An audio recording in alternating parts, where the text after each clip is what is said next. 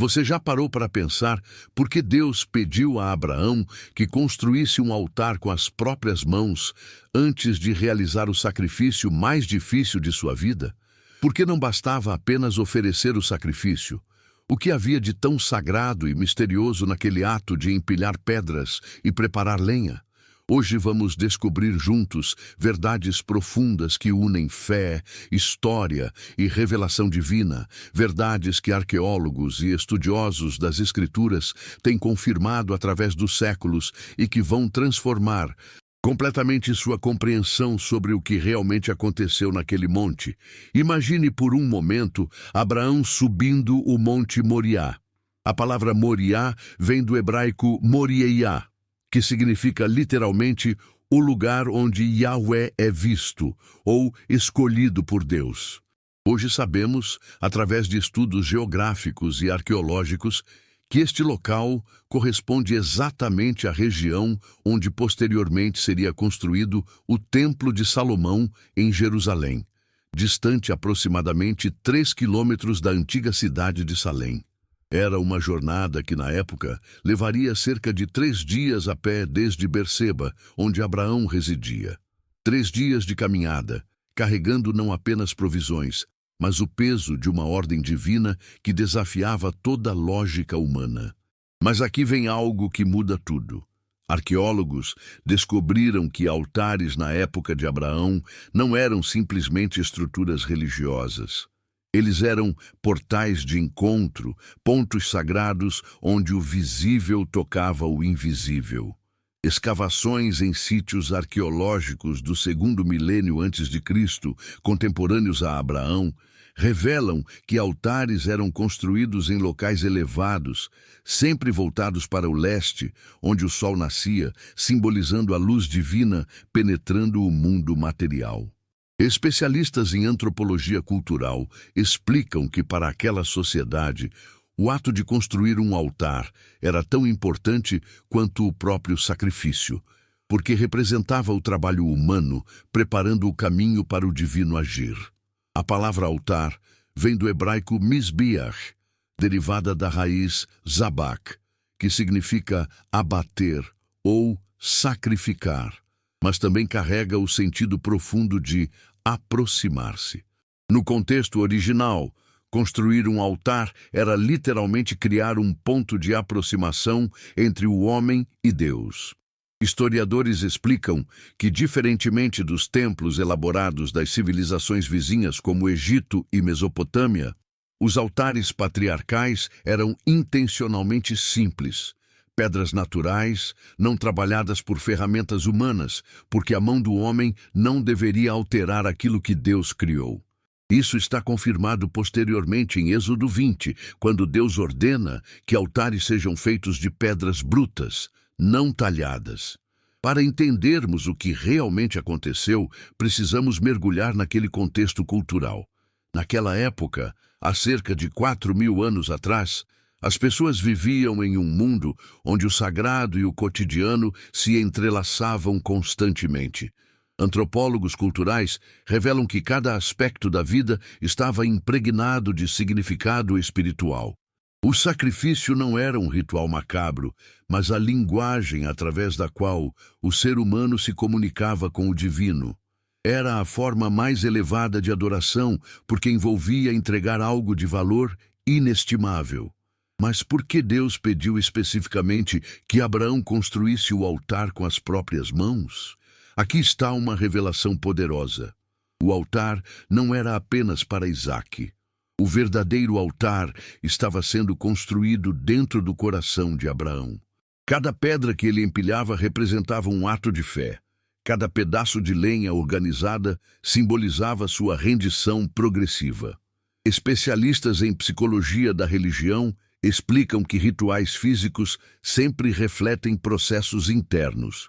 Quando Abraão construía aquele altar, ele estava simultaneamente desconstruindo seus próprios apegos, seus medos, suas tentativas de controlar o futuro. E agora vem algo que me impressionou profundamente quando descobri.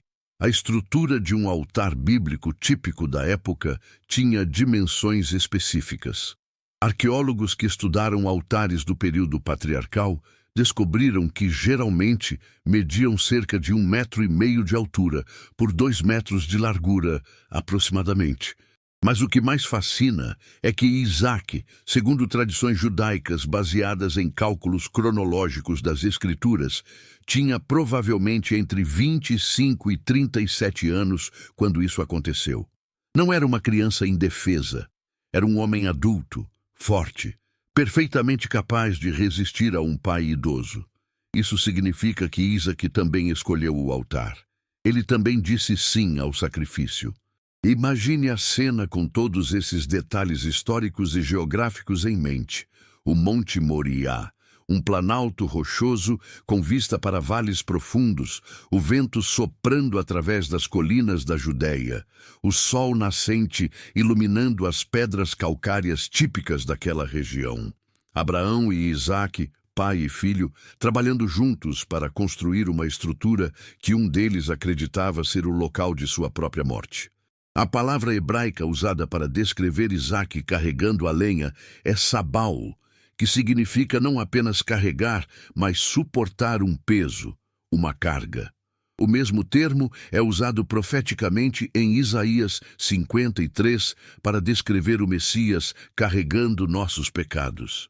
Geólogos que estudaram a região confirmam que o Monte Moriá é formado por calcário do período cenomaniano, uma rocha sedimentar de cor clara que reflete intensamente a luz do sol. Esse detalhe geológico ganha significado simbólico quando entendemos que luz e revelação estão constantemente conectadas nas Escrituras. Deus escolheu um monte que literalmente reflete luz para revelar uma das maiores verdades sobre sua própria natureza. Ele é o Deus que provê. Mas vamos mais fundo no simbolismo do altar. Cada elemento tinha um significado que transcendia sua função física. As pedras brutas representavam a criação não corrompida, a matéria-prima da terra que Deus formou. A lenha, sempre de madeira específica segundo tradições da época, provavelmente acácia ou oliveira, árvores comuns na região e que arqueobotânicos confirmam serem abundantes naquele período, representava o combustível da transformação. O fogo que viria representaria a presença divina, o Espírito Santo que consome, mas também purifica. E o sacrifício sobre o altar representaria a vida entregue, o sangue derramado, a morte que precede toda a ressurreição. Historiadores que estudam religiões comparadas explicam que enquanto culturas vizinhas, como os cananeus, praticavam sacrifícios humanos de forma regular aos seus deuses, especialmente Moloque e Baal, o Deus de Abraão estava prestes a revelar algo revolucionário. Ele não queria sangue humano, ele queria fé, confiança, rendição. O teste não era para ver se Abraão mataria Isaque. O teste era para revelar se Abraão confiaria em Deus, mesmo quando não entendia, mesmo quando tudo parecia contraditório. E aqui está o que mais impressiona quando conectamos a verdade espiritual com as descobertas modernas. O carneiro que Deus providenciou, preso pelos chifres no arbusto, era chamado em hebraico de Ayil, uma palavra que também significa líder ou poderoso. Não era um cordeiro jovem, mas um carneiro adulto, forte, com chifres desenvolvidos. Zoólogos explicam que carneiros daquela região, provavelmente da raça Awassi, ainda comum no Oriente Médio, têm chifres que crescem em espiral e podem facilmente se prender em arbustos espinhosos típicos das colinas da Judéia. Mas espiritualmente, aquele carneiro representava o substituto perfeito, forte, maduro, capaz de carregar o peso do sacrifício que Isaque seria poupado de suportar. O momento em que Abraão ergue a faca, o cutelo descrito em hebraico como ma'akelet, uma lâmina larga usada tanto para sacrifícios quanto para preparar alimentos, é o ponto máximo de toda a narrativa. Naquele instante, Abraão não estava apenas obedecendo uma ordem, ele estava transcendendo a própria lógica humana. Ele havia recebido promessas de que através de Isaque viria uma descendência inumerável. Como isso seria possível se Isaque morresse? A única conclusão lógica, mencionada pelo escritor aos Hebreus, no capítulo 11, versículo 19, é que Abraão acreditava que Deus era capaz de ressuscitar Isaque dentre os mortos. Para aquela época, isso era mais do que revolucionário. Era impossível. Nenhuma civilização antiga tinha conceito claro de ressurreição corporal. Os egípcios acreditavam em vida após a morte através da mumificação e jornada ao mundo dos mortos. Os mesopotâmicos viam a morte como descida ao Sheol, um lugar de sombras. Mas Abraão, através de revelação divina, compreendeu algo que nações inteiras levariam séculos para entender. O Deus que dá vida pode restaurar a vida. Agora, observe a perfeição do paralelo profético. Isaque carrega a lenha monte acima, assim como Jesus carregaria a cruz monte acima até o Gólgota. A palavra Gólgota vem do aramaico Gulgalta, que significa caveira, e fica a apenas cerca de 800 metros de distância do Monte Moriá. Geograficamente, espiritualmente e profeticamente, os dois eventos estão conectados. Isaque pergunta: onde está o cordeiro? Abraão responde: Deus proverá para si o cordeiro. A expressão hebraica é Elohim Yireh-lo, onde Yireh vem da raiz Ra, que significa tanto ver quanto prover. Deus vê a necessidade e, por vê-la, providencia a solução. Especialistas em linguística hebraica explicam que quando Abraão chamou aquele lugar de Jeová Jiré, ele estava literalmente dizendo Yahweh verá, ou Yahweh proverá. E a segunda parte do nome dado ao lugar, registrada nas Escrituras como no monte do Senhor se proverá, tornou-se um provérbio em Israel. Até hoje, milhares de anos depois, essa expressão ecoa como uma verdade atemporal. No lugar onde Deus escolhe se encontrar conosco, Ele sempre providencia o que é necessário. Mas tem mais. Arqueólogos que escavaram áreas ao redor do Monte do Templo, em Jerusalém, descobriram restos de altares antigos, alguns datando do período do Bronze Médio, exatamente a época de Abraão, entre 2000 e 1800 anos antes de Cristo. Esses altares tinham características específicas. Eram orientados para o leste, construídos em locais elevados e frequentemente associados a terebintos ou carvalhos, árvores sagradas mencionadas repetidamente nas narrativas patriarcais.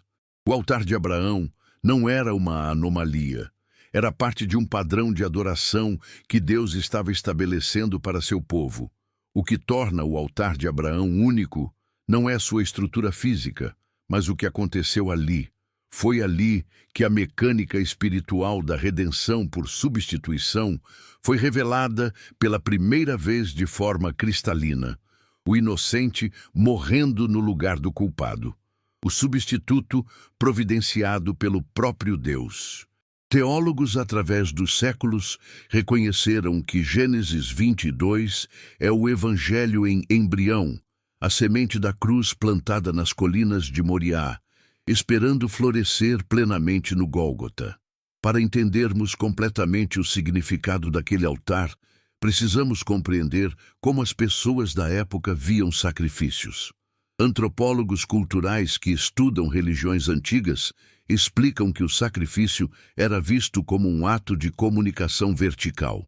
Você oferecia algo valioso subindo até ele através da fumaça, e em troca bênçãos desciam. Mas o Deus de Abraão estava revelando algo radicalmente diferente. Ele não precisa de nossos sacrifícios para ser apaziguado. Ele pede nossos sacrifícios para nos transformar. Cada vez que Abraão construiu um altar, e as Escrituras registram pelo menos 7 ocasiões, algo mudou em sua jornada espiritual. Em Siquém, quando chegou primeiro à terra prometida. Em Betel, quando se separou de Ló. Em Hebrom, quando recebeu a promessa da descendência. E agora em Moriá, no teste supremo. O altar era o marcador físico de encontros espirituais.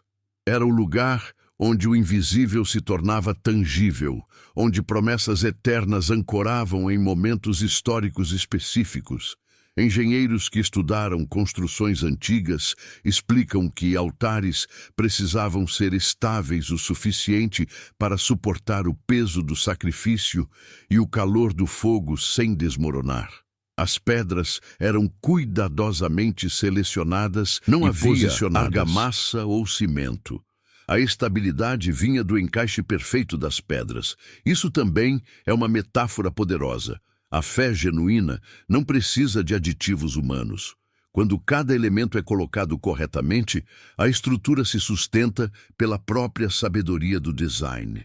Agora vem a revelação que realmente transforma nossa compreensão. O anjo que interrompeu Abraão não era um mensageiro comum. A expressão usada em hebraico é Malak Yahweh, o anjo do Senhor, com artigo definido. Teólogos de tradição judaica e cristã há séculos identificam este anjo como uma teofania, uma manifestação pré-encarnada do próprio Cristo. Era o Verbo eterno, ainda não feito carne, mas já ativo na história humana, já impedindo que sangue inocente fosse derramado prematuramente, porque ele mesmo seria o sangue inocente definitivo. A voz que gritou, Abraão, Abraão, usou a repetição do nome, um recurso linguístico em hebraico que indica urgência e intimidade simultâneas. Quando Deus chama alguém pelo nome 2 vezes, ele está dizendo, preste atenção máxima, isto é crucial. Aconteceu com Moisés na sarça ardente, com Samuel no templo, e aconteceria novamente em Damasco, quando Cristo ressurreto chamaria Saulo, Saulo. Para aquele momento específico, naquele monte específico, sob aquele céu específico, convergiam todas as linhas da promessa divina. Se Isaac morresse sem deixar descendência, as promessas de Deus falhariam. Mas Abraão confiou que, de alguma forma, mesmo que incompreensível, Deus cumpriria tanto a ordem de sacrificar quanto a promessa de multiplicar. Essa é a essência da fé bíblica, não é ausência de dúvida, mas escolha de confiar apesar das aparentes contradições. Historiadores que estudam o desenvolvimento da teologia israelita explicam que este evento em Gênesis 22 marcou uma ruptura definitiva com as práticas religiosas cananitas. Enquanto nações ao redor ofereciam seus primogênitos aos deuses, Israel aprendeu que seu Deus proíbe terminantemente o sacrifício humano. O carneiro, substituindo Isaque, estabeleceu um princípio que ecoaria através de toda a lei mosaica. A vida pode ser redimida através de um substituto apropriado. Zoólogos e estudiosos de práticas sacrificiais antigas explicam que carneiros eram considerados sacrifícios de alto valor. Diferente de bodes, usados em ofertas pelo pecado, carneiros eram frequentemente associados a ofertas de consagração e holocaustos, onde o animal inteiro era consumido pelo fogo, simbolizando entrega total a Deus. O carneiro preso pelos chifres era perfeito, sem defeito, exatamente como a lei posteriormente exigiria para todos os sacrifícios. E aqui conectamos tudo com uma verdade que faz o coração acelerar. O Templo de Salomão seria construído exatamente naquele monte, séculos depois. O lugar santíssimo, onde a presença de Deus habitaria entre querubins de ouro, ficaria a poucos metros de onde o carneiro substituiu Isaque.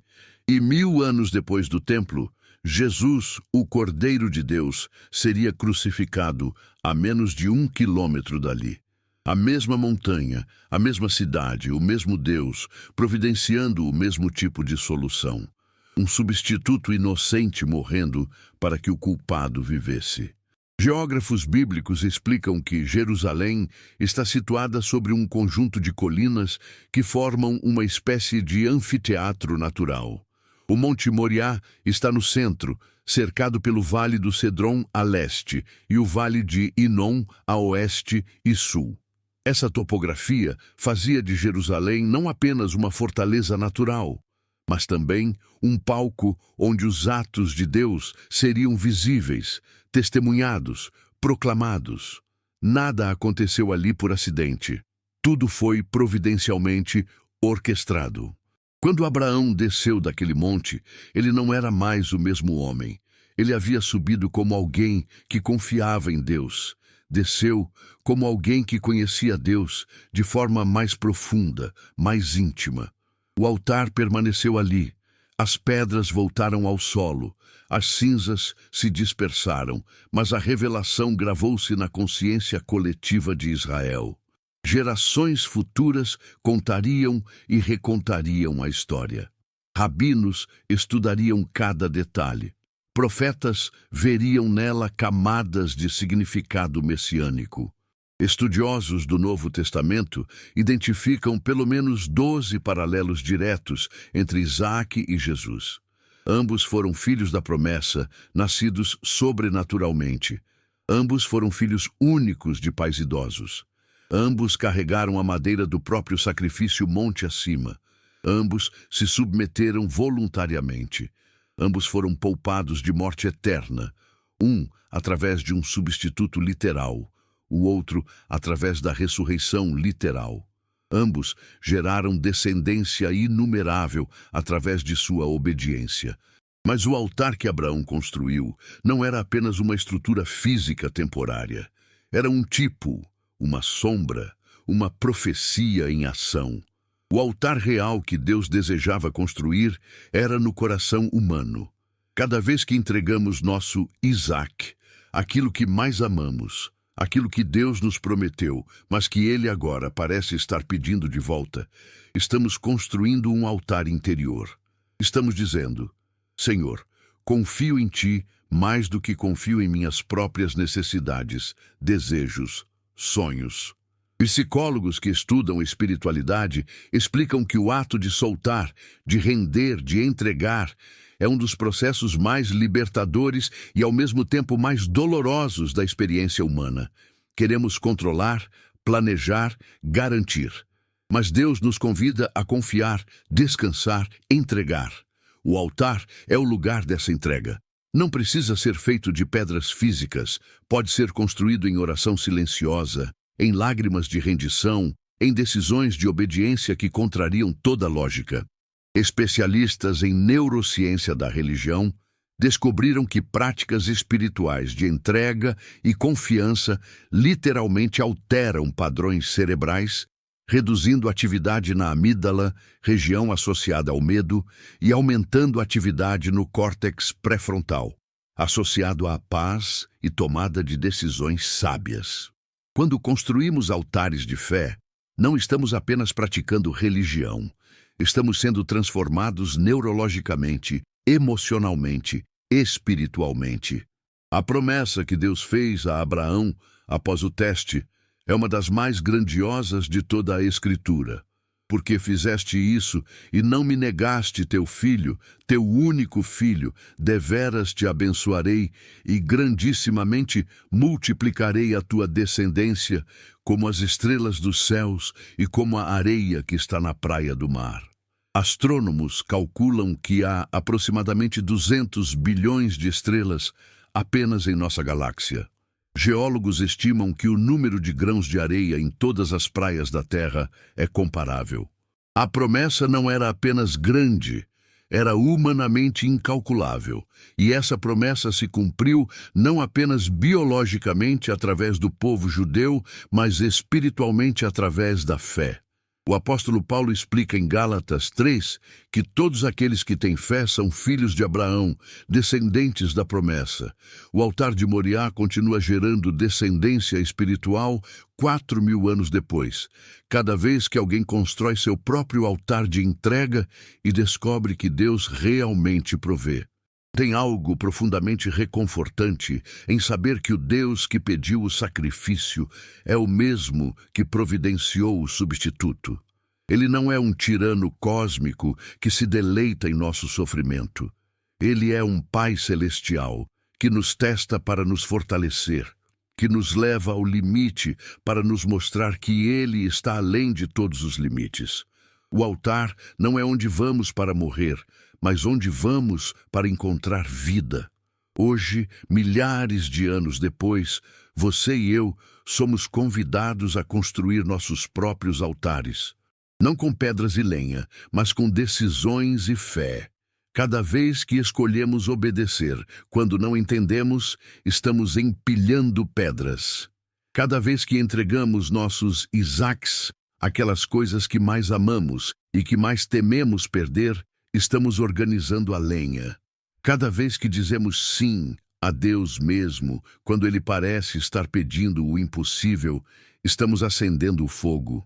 E a promessa permanece. No monte do Senhor se proverá.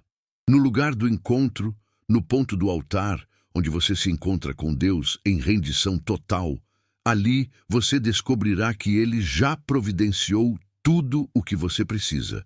Pode não ser o que você esperava. Pode ser melhor do que você imaginou.